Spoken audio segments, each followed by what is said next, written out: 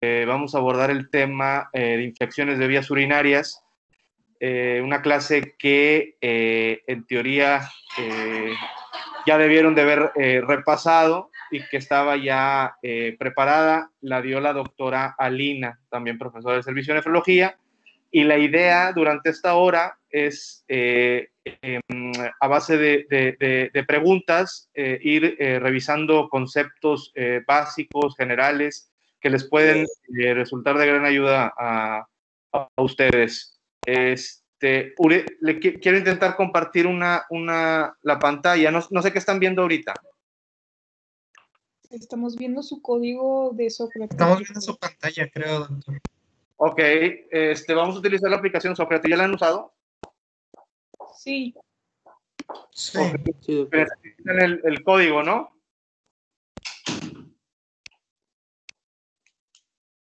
¿Es el que dice Villarreal 8080? Sí.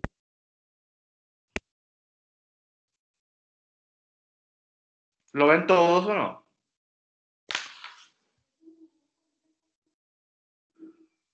sí se ve, doctor, en la pantalla. ¿El Sócrates tienen algún problema alguno de ustedes? ¿O todos lo tienen?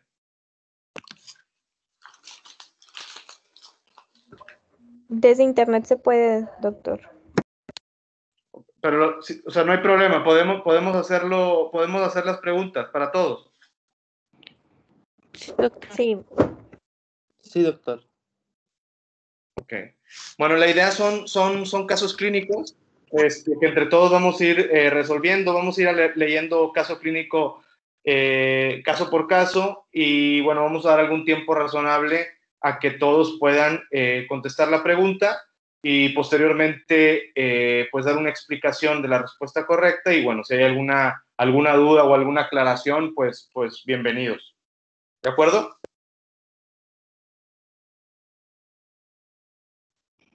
Sí, doctor. Sí, doctor.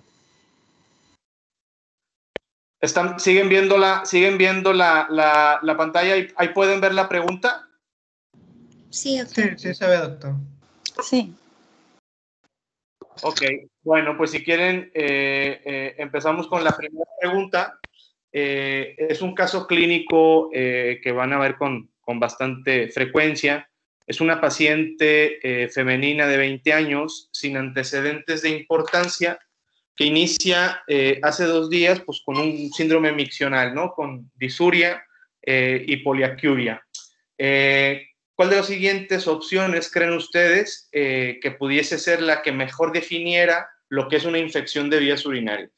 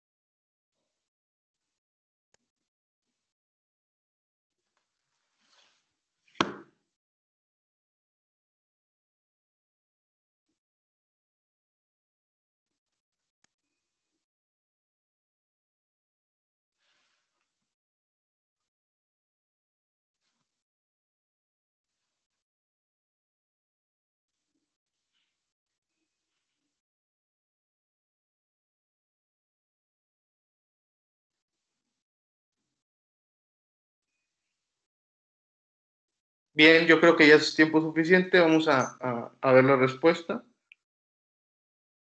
Bueno, la mayoría dio la respuesta correcta, más de la mitad. Pero bueno, ahí la opción B también generó un poco ahí de dudas. ¿Alguien que haya puesto la B que me quisiera explicar por qué? Pues creo que fue la confusión, doctor, en que pues también tenemos bacteriuria pues asintomática. Y ¿Cuál es tu nombre? Daniela Ortega. Daniela, muy bien, muy bien. O sea, esa es la respuesta. El hecho, tú misma lo has dicho, el concepto de bacteriuria asintomática no es igual a infección del tracto urinario.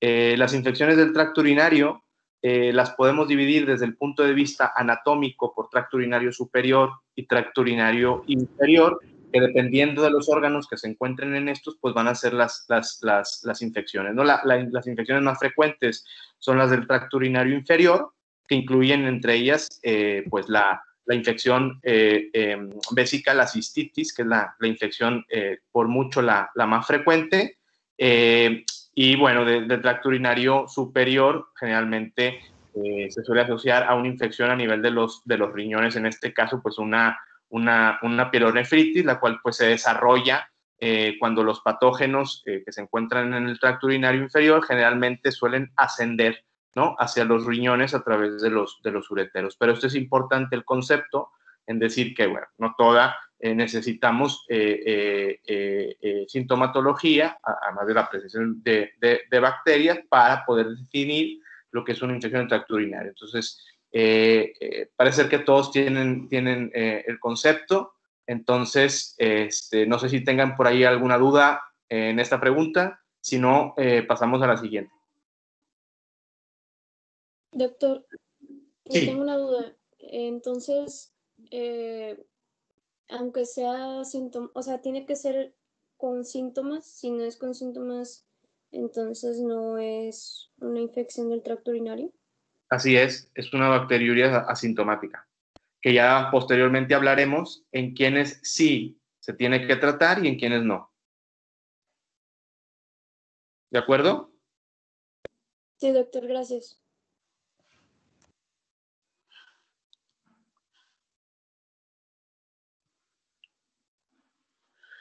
Pasamos al siguiente caso clínico. En relación al mismo caso anterior, ¿cuál de ustedes sería dentro del interrogatorio de la paciente? ¿Qué pregunta sería correcta de realizar en ella?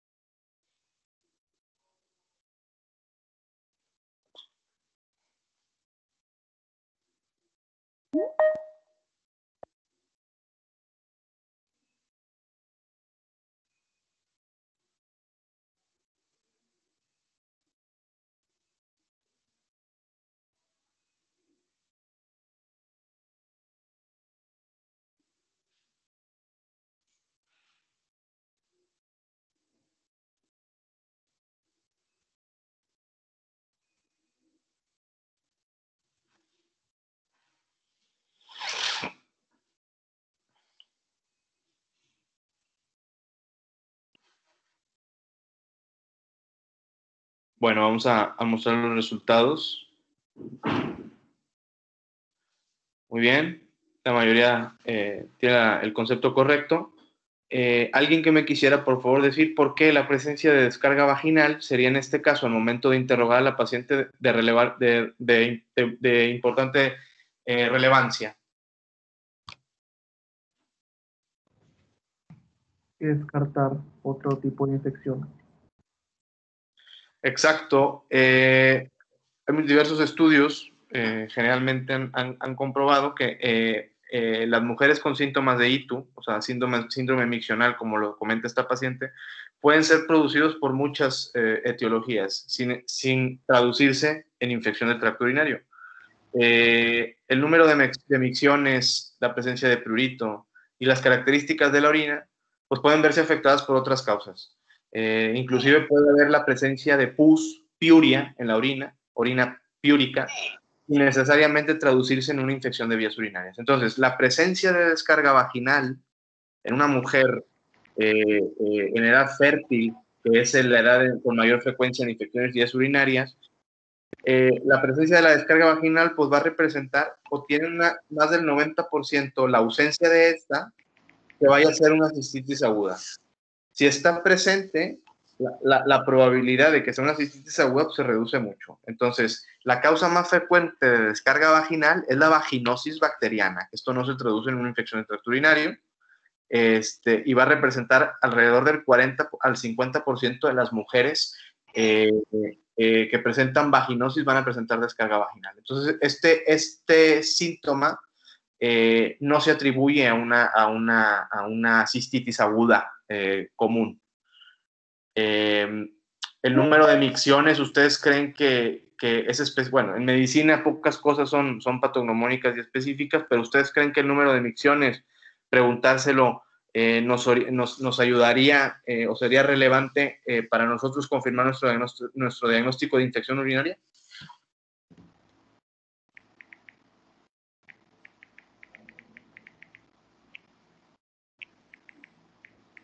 ¿Ustedes creen que sí o que no? Yo creo que no, porque hay otras enfermedades que también te pueden aumentar las micciones. ¿Cómo cuál? La diabetes. Muy bien. Es la causa más frecuente de poliuria. O poliacuria. Que no, poliacuria es aumento en la frecuencia y poliuria aumento en el volumen. Bueno, yo creo que aquí la mayoría tiene el concepto. Entonces, bueno, yo creo que pasaríamos a la siguiente pregunta. De las siguientes opciones que aparecen en la parte inferior, ¿cuál de ustedes consideran que no entra dentro de la clasificación de infecciones del tracto urinario?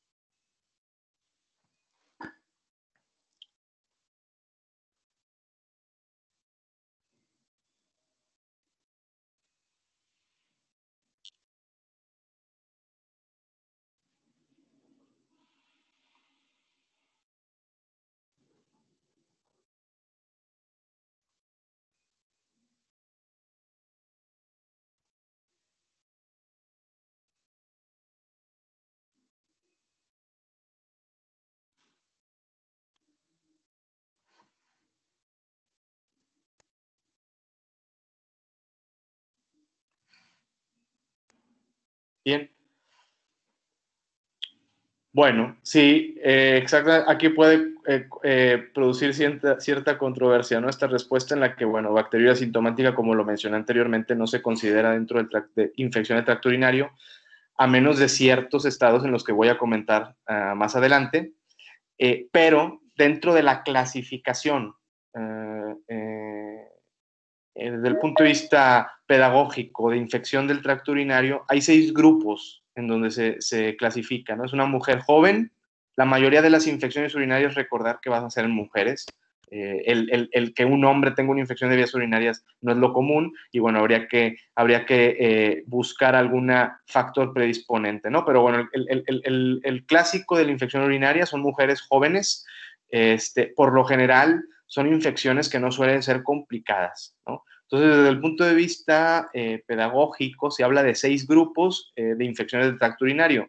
La bacteriuria asintomática, como lo mencioné, no es una infección del tracto urinario en la mayoría de los casos. Sin embargo, hay que considerarla en algunos grupos de personas que yo más adelante voy a comentar. Pero entre los 6 grupos son mujeres jóvenes con cistitis aguda, simple, que es la forma más común, ¿no?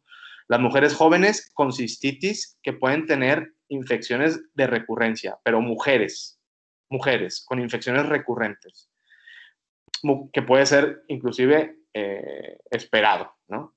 Mujeres jóvenes con pielonefritis aguda no complicada, adultos con cistitis aguda, infecciones del tracto urinario complicadas y bacteriuria asintomática. Entonces, dentro de estas opciones, el hombre con cistitis recurrente no entra dentro del grupo general de abordaje de infección del tracto urinario convencional, ¿no? Tener un hombre con infecciones de repetición, pues no es lo común, por lo cual, pues no entra dentro de esta clasificación de infecciones del tracto urinario. Continuando con los casos de los siguientes factores de riesgo del huésped para infección de vías urinarias, ¿cuáles son todos los siguientes son factores de riesgo menos uno? ¿Cuál creen ustedes?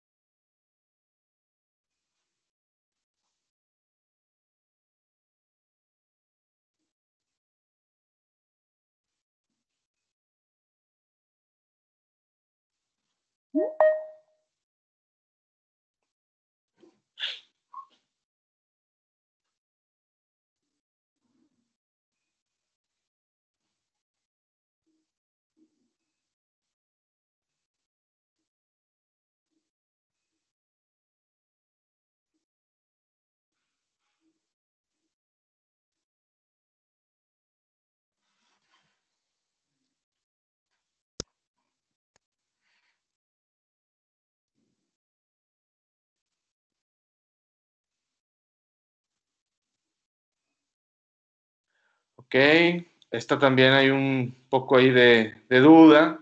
La respuesta correcta, la que no es factor de riesgo propio del huésped para infección de vías urinarias, pues la virulencia de coli. ¿Hay alguna duda con la opción B? No sé si alguien que puso la opción B quisiese comentar algo.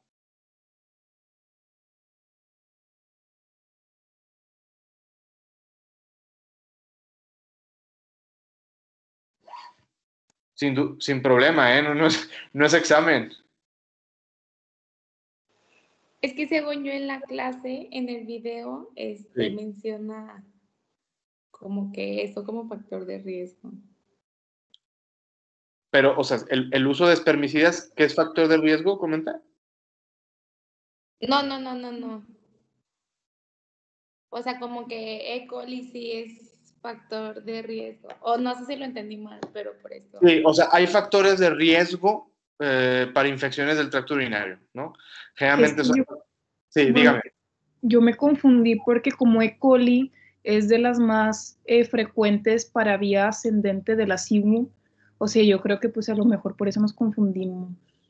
No, o sea, yo creo que la pregunta es tramposa. O sea, estoy de acuerdo. Todos estos que están aquí son factores de riesgo para infección del tracto urinario, ¿ok? Pero la pregunta es, ¿cuáles son factores del riesgo del huésped? Los factores de riesgo para infección del tracto urinario los dividimos en factores que son dependientes del huésped y otros que son dependientes del patógeno. Entonces, evidentemente, pues, como ustedes bien lo saben, las conductas sexuales, el uso de espermicidas, el uso de reciente de antibióticos, estados biológicos de la mujer, por ejemplo, estados con deficiencia de estrógenos como en pacientes posmenopáusicas, todos estos son factores de riesgo del huésped. ¿Ok? La virulencia de coli es un factor de riesgo, pero dependiente del uropatógeno. Y evidentemente hay cepas de coli que son más virulentas unas que otras. Entonces, todas estas son factores de riesgo, pero aquí la pregunta era saber definir cuáles son factores de riesgo propios del paciente y cuáles son propios de la bacteria. Entonces, todos son factores de riesgo, pero bueno, en este caso del huésped, pues evidentemente la virulencia de coli, pues es de coli, no del paciente. ¿De acuerdo? ¿Se entendió o no? Sí. Sí, doctor. Sí, doctor. Ok. Esta es una pregunta de verdadero o falso. Esta paciente, la paciente de 20 años, que acudió a urgencias con un síndrome miccional, que se sospecha muy probablemente que tenga una cistitis aguda, simple, sin más. ¿Este paciente usted creen que requiere de forma obligatoria un urocultivo?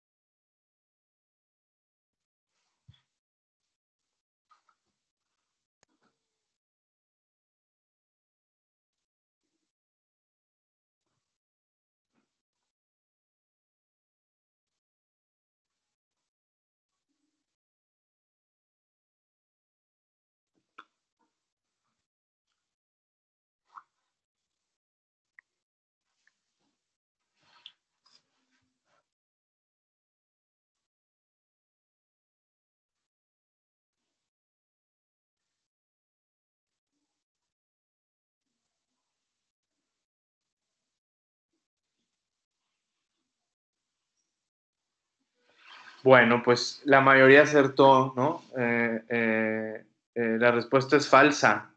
Sin embargo, hay un porcentaje no despreciable de estudiantes que pusieron verdadera. Alguien que haya puesto verdadera, que me quiera decir por qué, con confianza, ¿eh? No los voy a reprobar ni nada. ¿Qué piensan? ¿Por qué los hizo pensar a que fuera verdad esto?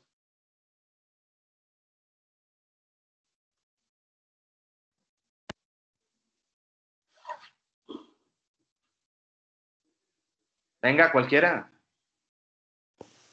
Yo puse verdadera porque la verdad ya no me acordaba del caso clínico y dije, no, pues a todos hay que hacerle, pero sí tiene sentido que sea falso. Sí.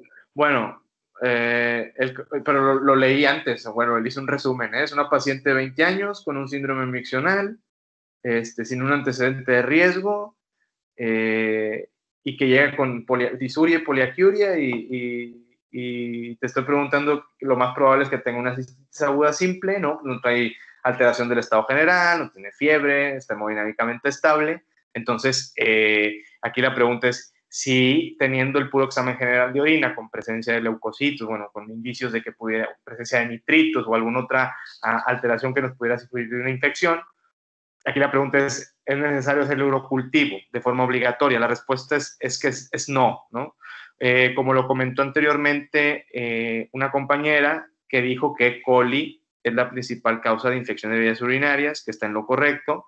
Es el microorganismo causante más frecuente, donde los perfiles de susceptibilidad de E. coli a la mayoría de los antimicrobianos pues son sensibles, ¿no? La frecuencia son predecibles, la respuesta a estos. Entonces, en mujeres con cistitis simple aguda, los cultivos de rutina como tal no son necesarios para las decisiones de manejo. Sin embargo, ha habido ya, debido al uso indiscriminado de antibióticos, ciertas bacterias que ya muestran cierta resistencia. Entonces, en estos casos, probablemente se justificaría la obtención de un urocultivo en ciertos pacientes que tienen factores de riesgo, que pudieran tener factores de riesgo a resistencia de los antimicrobianos, que pudieran ser pacientes que han recibido anteriormente antibiótico de manera prolongada, pacientes con anomalías urológicas. Generalmente este grupo sí se preferiría solicitar un urocultivo para determinar la sensibilidad de la bacteria. Sin embargo, el solicitar el urocultivo, esto no quiere decir que vayamos a retrasar el tratamiento. El tratamiento se inicia de manera empírica y el urocultivo de forma obligatoria simplemente lo solicitaremos en estos grupos de pacientes que comenté. ¿Tienen alguna pregunta? No. ¿Sí queda claro? Sí, doctor. Sí, doctor. Muy bien.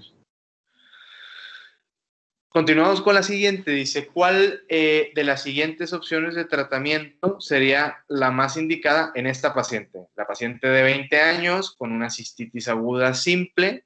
¿Cuál de ustedes consideran que sería el esquema de antibiótico más frecuente, más indicado?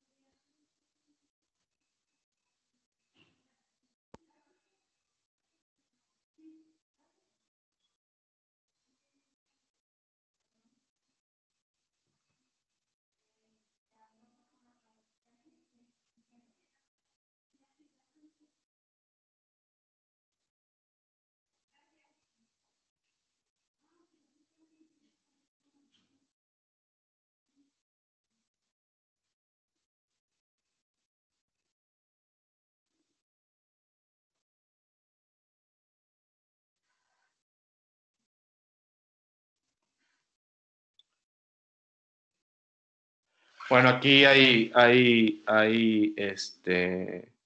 menos duda, ¿no? Está más claro.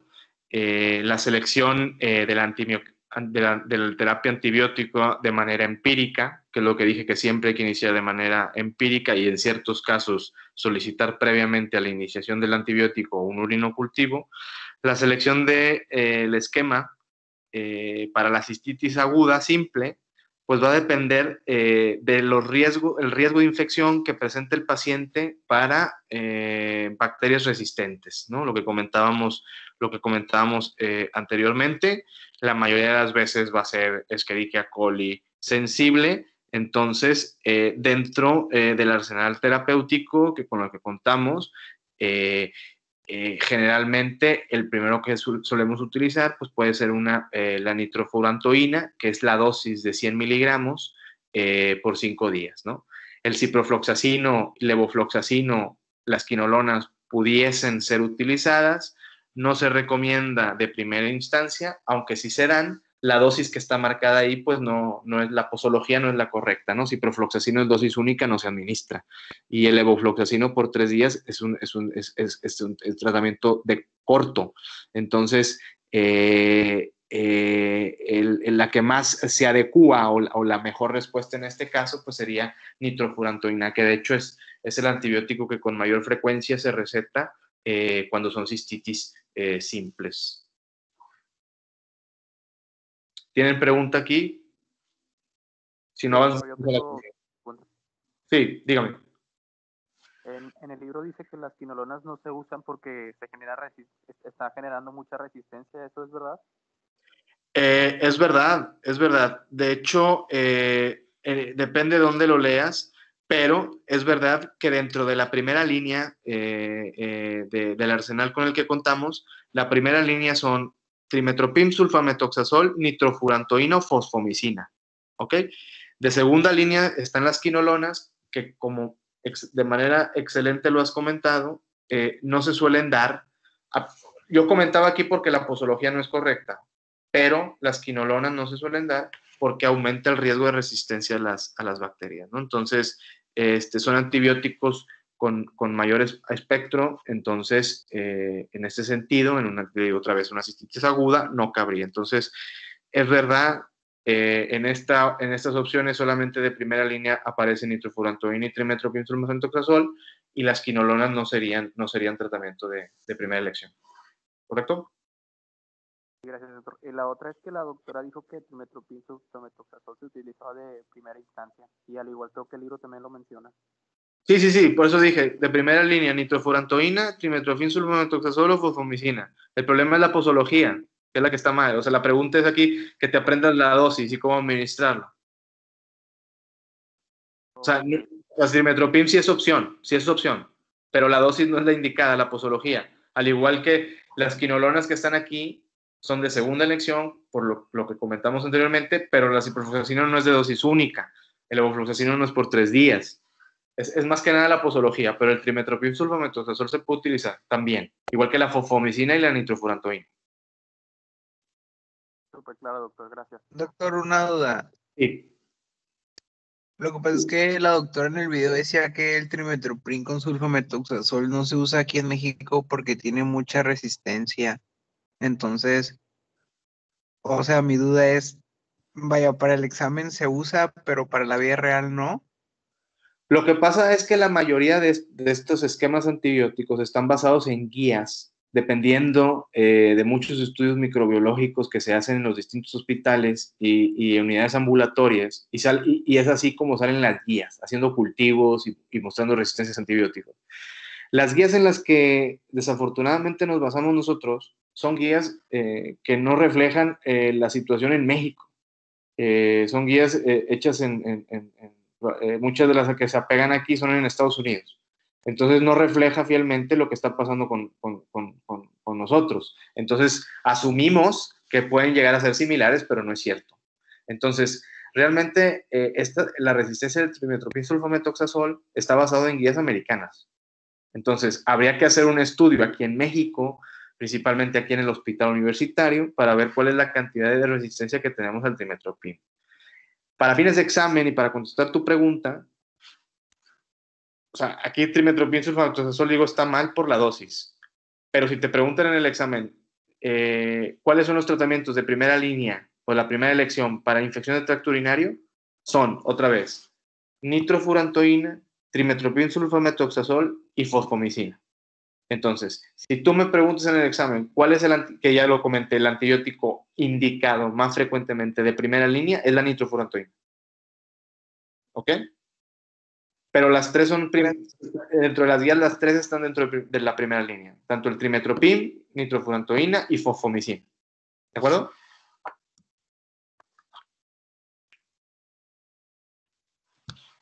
¿Sí? Doctor, ¿cuál es la Sí, dosis? doctor, gracias. ¿Cuál es la dosis correcta de la trimetoprim y sulfamethoxazol? Sí, generalmente cuando no es complicada, la infección urinaria se puede utilizar una dosis menor, o sea, son trimetoprim, en caso de tratamiento, después ahorita hablaremos de profilaxis, pero en caso de tratamiento sería de trimetoprim 80 y sulfamethoxazol 400, ¿ok? Y el tratamiento generalmente lo solemos extender un poquito más, entre 5 y 7 días. Pero la dosis de trimetoprim suele ser de 80 y el sulfamethoxazol de 400. Okay, gracias. ¿Alguna más? Avanzamos porque si no se nos va a acabar el tiempo. Otra pregunta de verdadero o falso. Es un escenario similar, una paciente femenina de 20 años que llega a la consulta y con un examen general de orina con nitritos positivos, esterasa leucocitaria y 10 leucos por campo en el sedimento. O sea, es un sedimento urinario patológico. Está sin síntomas. ¿Tratarían a esta paciente?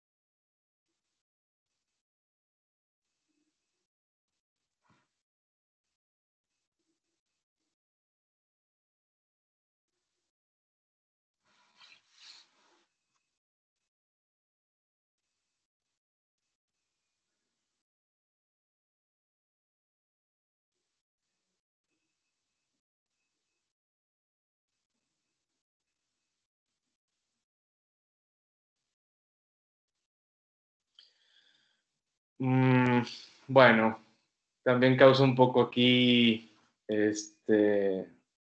respuestas un poquito ahí, 40% se han equivocado. No sé si pudiéramos reforzar un poquito más lo que acabamos de comentar. Alguien que haya puesto verdadero, que me diga qué piensa.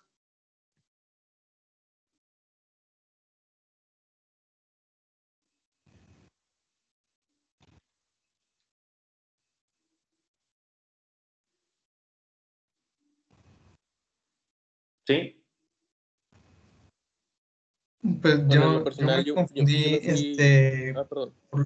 por lo que Había dicho, es que iba a poner falso, pero luego dijo que la sedimentación era patológica y dije, pues a lo mejor es verdadero. Pero, ¿en qué diagnóstico caería esta paciente ahorita, asintomática? ¿Qué comentamos anteriormente?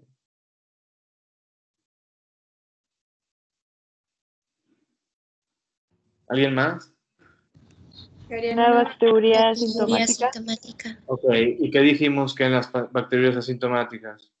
Que realmente no es una No se infección, tratan. entonces no requiere tratamiento si no tiene síntomas. Exacto, a excepción de algunos grupos que les voy a comentar más adelante, en donde sí se tendría que tratar.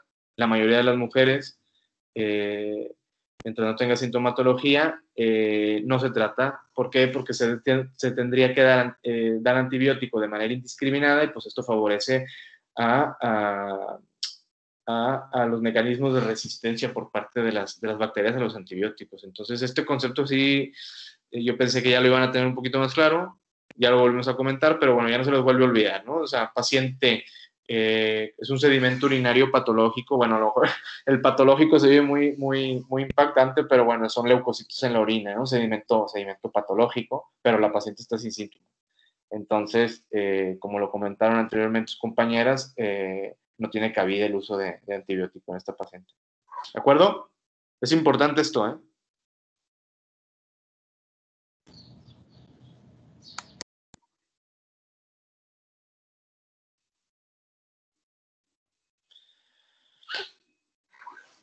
Bueno, vamos a otra pregunta.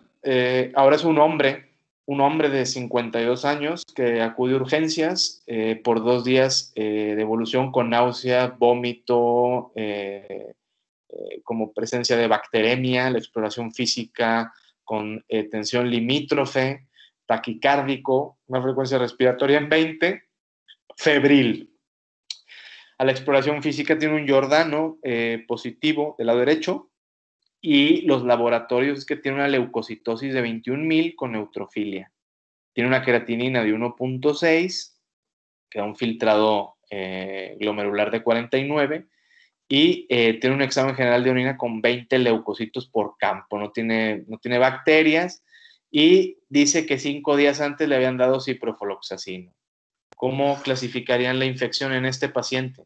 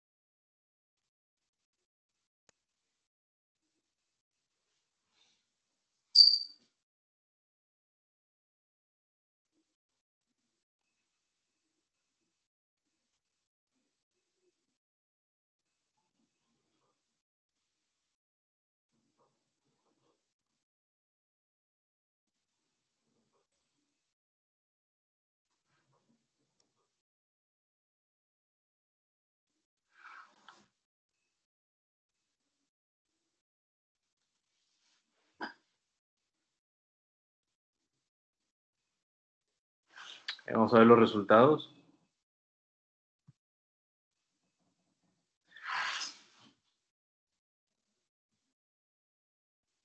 Ok. Ahí está medio dividida la opinión. ¿Quién quiere opinar algo de los que pusieron la pielonefritis no complicada? Pues creo que pusimos pielonefritis no complicada porque tiene una sintomatología muy similar. También tenemos fiebre, pues mayor a 38 grados, los escalofríos, dolor en flanco, náusea, vómito, el Giordano positivo. Y el ego también se puede mostrar con cilindros leucocitarios, con la piuria, los nitritos. Entonces, supongo que lo que lo identificó como hito complicada fue lo del tratamiento previo, o sea, que ya que sea algo medio recurrente, no sé. Pero yo, o sea, yo por eso puse pielonefritis no complicada, porque el cuadro clínico pues también encaja. Sí, Bueno, en parte tienes mucha razón. O sea, es un caso clínico que tu primera impresión diagnóstica es que probablemente se trate de una pielonefritis. Si tú quitaras el Giordano, que es dentro de la exploración física, tiene una sensibilidad para el diagnóstico de pielonefritis, no es específico tampoco, ¿no? Entonces, no tienes tampoco un examen de una imagen, un estudio de imagen. Tú en este momento tienes un paciente que sospechas de que tiene una pielonefritis. Yo no le puedo poner una pielonefritis en este momento. Y aunque le pusiera pielonefritis, que la mayoría de las pielonefritis son itus complicadas, este paciente está complicado. O sea, sería una pielonefritis, por definición, suelen ser complicadas. En este caso, dice no complicadas. O sea, es erróneo el concepto.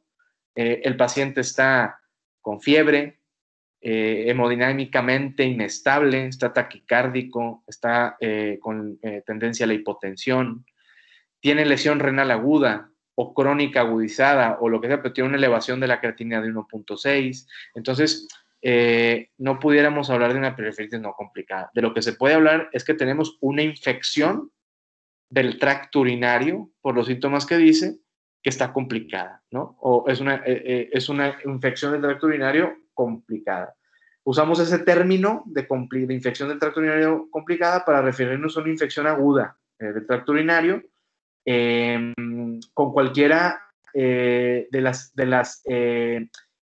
o con características que sugieran que la infección se extiende más allá de la vejiga. O sea, dijimos, la cistitis aguda, simple, es la causa más común, es la forma de presentación más común de infección del tracto urinario en mujeres, ¿no? Generalmente suelen ser con algo de síndrome miccional, pero ya con esta manifestación sistémica, que me refiero a fiebre, que me refiero a afectación a órgano, en el caso del riñón, que está en 1.6 la creatinina, hemodinámicamente inestable, pues y más aún, como lo comentó anteriormente muy bien la compañera, que dijo que había utilizado 5 días antes ciprofloxacina, que esto más lleva a mayor riesgo de que el paciente probablemente nos pudiéramos estar enfrentando a una infección de una bacteria que pudiera estar con cierta resistencia. Entonces, todos estos elementos, la fiebre, la inestabilidad hemodinámica, la afectación a otros órganos, como en este caso en el riñón, pues la define como una ITU complicada. ¿Quién tiene riesgo de presentar ITUs complicadas? Por lo general, pacientes que tienen alguna complicación obstructiva o datos de obstrucción a nivel de la vía urinaria. Esto me refiero a litiasis, que tengan piedras, tumores que puedan comprimir los ureteros, anormalidades funcionales de la vejiga, como vejiga neurogénica, cuerpos extraños, refieres a la presencia de un catéter, alguna nefrostomía. Básicamente son estos los factores, los que están en riesgo de presentar infecciones del tracto urinario completo. ¿Queda claro hasta aquí? Doctor, tengo una duda. Sí. Dentro de los pacientes, ¿era que tuvieran algún tipo de obstrucción entonces? No, es que no se escucha muy, se oye como con interferencia, perdóname. Dentro de los pacientes, ¿ahí se escucha mejor? Sí, a ver, sí. ¿Y ahí? Dentro de los pacientes, pues la ITO complicada, o sea, son pacientes que tienen obstrucción. Dentro de ellos están los tumores, o sea, están las anormalidades de la vejiga. Y di un ejemplo. ¿Cuáles son ese tipo de ejemplo? ¿De vejiga neurogénica? Ok. Sí, gracias, doctor. Anormalidades funcionales de la vejiga neurogénicas, pacientes que pueden presentarlo por pacientes con alteraciones neurológicas, lesiones medulares, pacientes diabéticos que tienen vejiga neurogénica. Básicamente esto. ¿Sí entendí bien la pregunta o no? Sí, doctor. Gracias. ¿Sí? O reflujo, pacientes con reflujo vesicoureteral. ¿Sí? Okay. ¿Queda claro el concepto entonces? Sí, doctor. Gracias. Avanzamos.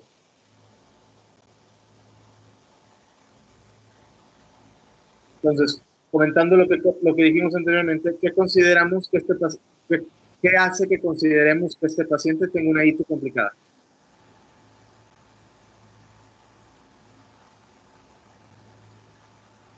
¿Que es masculino? Sí. Ya la soplaste para todo.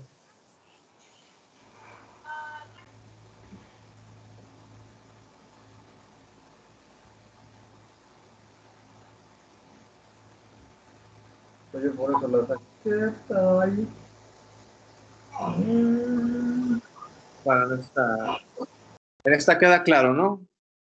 Queda claro, pues más del 88-90% lo aceptaron. Pacientes masculinos, lo que dije, es muy raro que tengan infecciones urinarias, cistitis. Y cuando tienen infecciones de vías urinarias, generalmente suelen ser del tracto urinario superior en forma de pielonefritis. Suelen ser infecciones complicadas por temas anatómicos.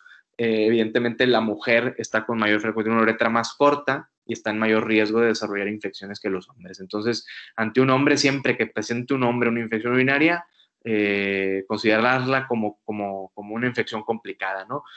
Aparte de la pielonefritis, generalmente los hombres, cuando suelen tener síntomas miccionales, hay que valorar la próstata, el cuadro clínico y el diagnóstico de prostatitis, que puede complicarse también, siempre hay que tomarlo en cuenta en pacientes masculinos que presenten síndromes miccionales.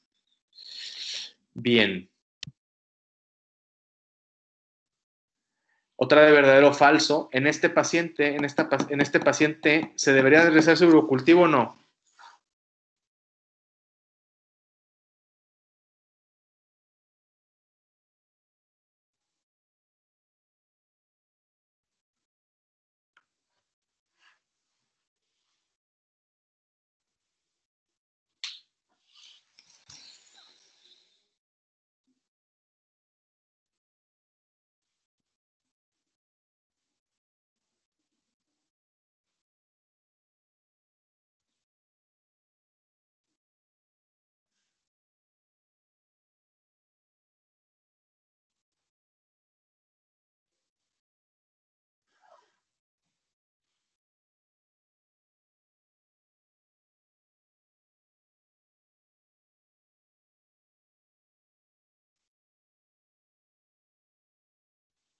Bien. ¿Alguien que haya puesto que es falso esto? Que me comente algo sin miedo.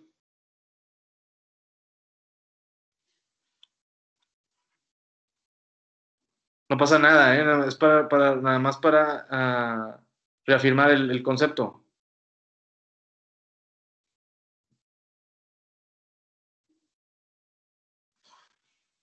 Nadie puso falso.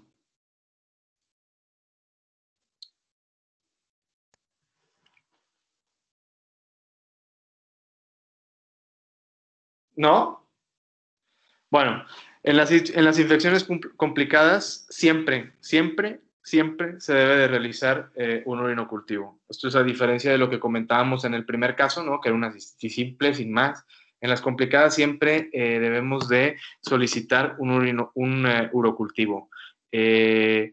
Generalmente, por ejemplo, en el caso de este paciente que tiene antecedente de haber tenido antibiótico previo, pues valdría la pena tener bien el urinocultivo con una sensibilidad o un antibiograma para dar un tratamiento específico. No se retrasa, por ende, el tratamiento en espera del urinocultivo, pero sí, al momento de tener el resultado, podemos ajustar el tratamiento antibiótico que teníamos previamente para ir a un tratamiento más específico y más dirigido, ¿no? Pero tengan concepto que siempre las pielonefritis, las prostatitis, las infecciones urinarias complicadas, siempre deben de tener un urocultivo.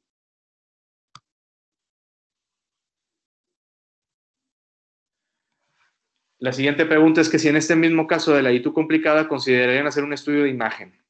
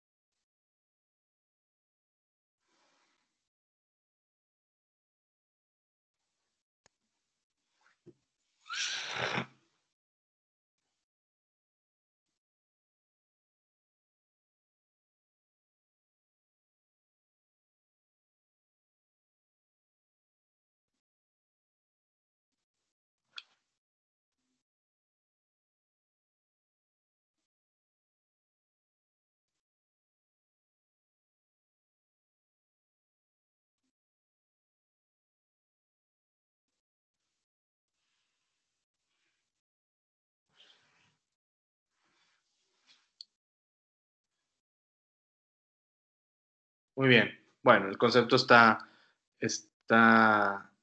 claro. La mayoría de las infecciones urinarias simples no van a requerir de estudios de imagen. Generalmente las imágenes se van a reservar para aquellos pacientes que estén con itus complicadas, que estén con ataque al estado general, que tengan los síntomas que ya comentamos previamente en cuanto a la fiebre, la lesión renal aguda. Básicamente, el primer estudio que se pudiese plantear pues, es la realización de una ecografía, sin más, en el servicio de urgencias o estando hospitalizado. Y básicamente nos va a servir para descartar que el paciente cuente con algún factor obstructivo que esté haciendo que esta itus esté complicando. Me refiero a que no tenga un lito, que esté obstruyendo la vía urinaria. Y también nos puede ayudar para hacer un diagnóstico diferencial en caso de que nuestra sospecha inicial no haya sido correcta, pues nos podemos apoyar en base a la imagen, ¿no? Generalmente en las complicadas pielonefritis sí es conveniente solicitar de entrada una ecografía. Doctor. Sí. En el video la doctora mencionaba que el estudio de elección para valorarlo sería un urotac para también valorar uretero y vejiga, no solo pues el riñón per se. Sí, el estudio más sensible y más específico es el urotac, ¿ok? Costo-beneficio, hay que valorarlo. Probablemente el estudio de entrada inicial para hacer el abordaje de la sospecha de pielonefritis podría ser una ecografía. Ya después, para valorar a detalle el tracto urinario, estoy de acuerdo en que el TAC es el más específico y el más sensible. ¿Qué problema tendrías en utilizar el TAC en este paciente? En el paciente que estamos viendo de 56 años. No podríamos usar contraste porque tenía una creatinina disminuida, Pues creo.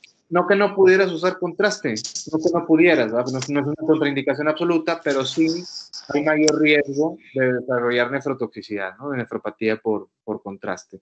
En este caso, probablemente sí estaría indicado a primera instancia hacer una ecografía y ya posteriormente, si el paciente, después de haber iniciado el tratamiento antibiótico, persiste con fiebre en general, pues a lo mejor sí se plantear la realización del estudio del TAC, ¿no? Del urotac. Pero yo de entrada, y más en este caso clínico, yo haría primero una ecografía. Si veo que la evolución no es correcta después de instaurado el tratamiento antibiótico 3 días, pues a lo mejor ya valoraríamos y nos plantearíamos el TAC, que sí es verdad que es el más sensible y más específico para valorar el tracto urinario. ¿Ok? Sí, gracias, doctor.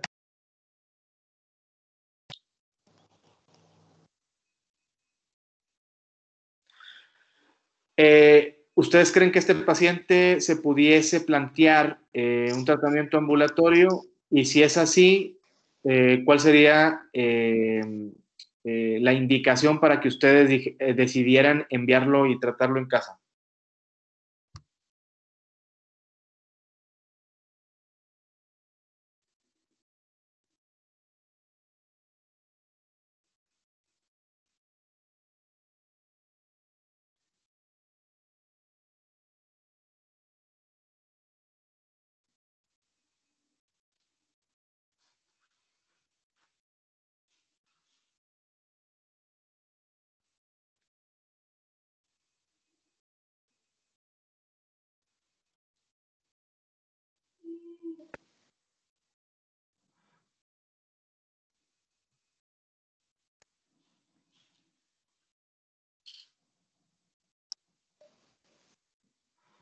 Bien, respondemos esta porque si no, no vamos a alcanzar porque sigue la doctora Giovanna con la próxima clase.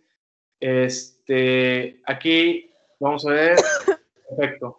Bueno, la mayoría es correcto. Aquí básicamente el concepto es que las infecciones del tracto urinario complicadas la mayoría de las veces van a requerir de tratamiento parenteral, ¿no? Tratamiento intravenoso, antibiótico intravenoso, que por lo general suele ponerse en un ambiente intrahospitalario, ¿no?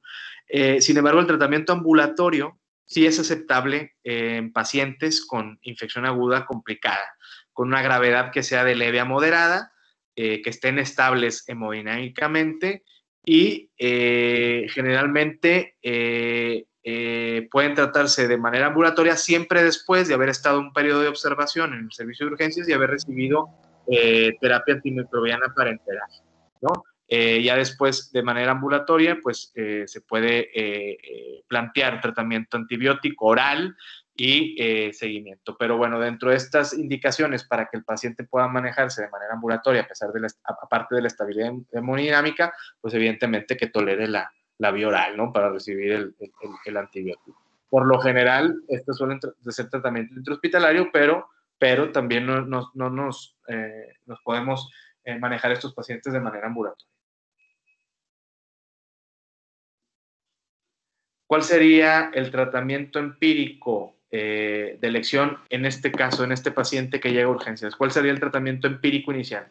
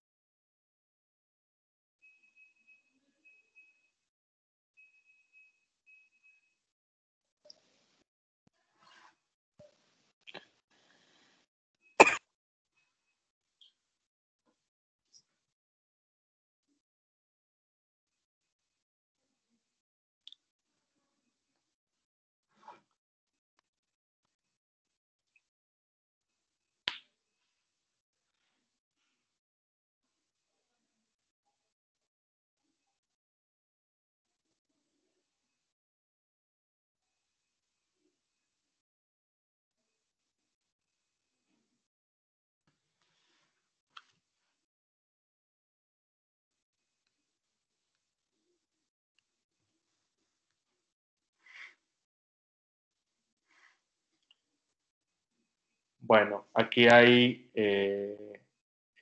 cierta controversia en la respuesta A y C, básicamente. ¿Alguien que quiera decirme por qué puso la A?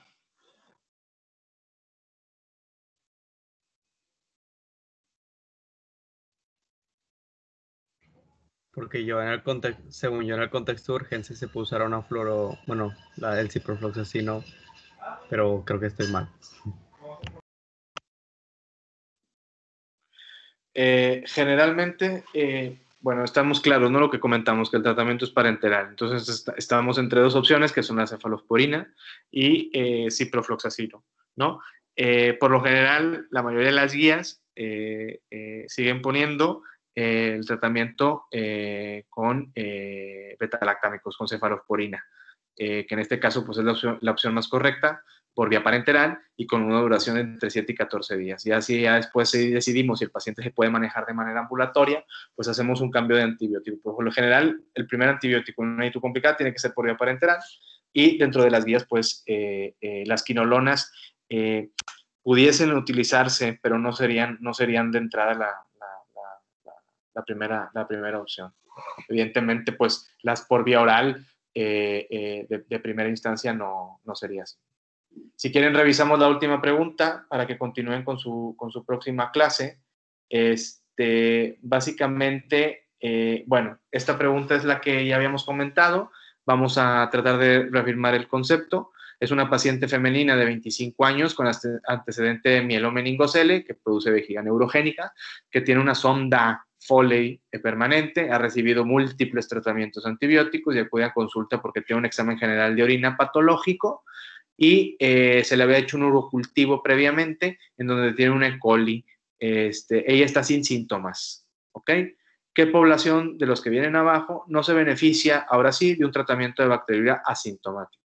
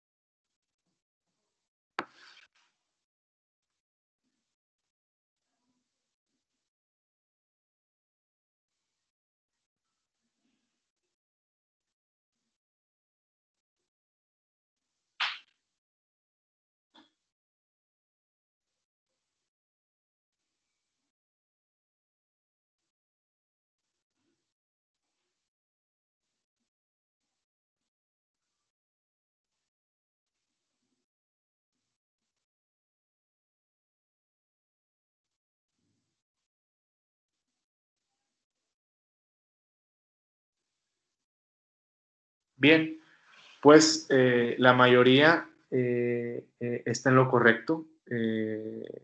Los pacientes, la bacteriuria asintomática, a la cual la definimos con un aislamiento, con un recuento cuantitativo específico de cierta bacteria, una muestra de orina recolectada de manera correcta y que no tiene síntomas de infecciones urinarias. Lo que comentamos no se trata. ¿En qué pacientes se ha visto que sí es preferible tratarlo? Pacientes inmunosuprimidos trasplantados, pacientes embarazadas, donde se ha visto que los pacientes que no se tratan, las bacterias asintomáticas presentan mayores complicaciones durante el embarazo, y los pacientes que van a ser intervenidos, que van a hacer una intervención en la vía urinaria, colocación de catéter doble J, realización de nefrostomías, estudios urológicos. Estos pacientes, si tienen bacteria asintomática, sí está indicado el tratamiento. Pacientes con sonda permanente, que lo van a ver frecuentemente, pues no se ha visto realmente que el tratamiento, porque estos pacientes con sondas permanentes van a presentar la mayoría de las veces bacteriuria por el hecho de que tengan un cuerpo extraño. Sin embargo, esta no va a producir o va a ser necesario su tratamiento. Se ha visto en diversos estudios que el hecho de tratarlo a estos pacientes inclusive es hasta perjudicial porque puede favorecer la resistencia bacteriana a los distintos antibióticos. Por ende, pacientes con sonda permanente, no con bacteriuria asintomática, tampoco deben de ser tratados. Los únicos 3 grupos son pacientes inmunosuprimidos trasplantados, pacientes embarazadas y pacientes que van a ser intervenidos o que van a ser manipulados en la vía urinaria. Yo creo que hasta aquí llegamos, para que continúe con la siguiente clase la doctora Giovanna. Espero que hayamos reforzado algunos conceptos generales, básicos que tienen que tener claros para el momento de evaluar a los pacientes y sobre todo pues decidir el tratamiento, ¿no? Pues les agradezco mucho y bueno, como quiera estoy a sus órdenes, cualquier duda o pregunta que tengan acerca del tema lo volvemos a comentar. Les agradezco mucho. Muchas gracias, doctor. Gracias, doctor. Hasta luego. Gracias, doctor.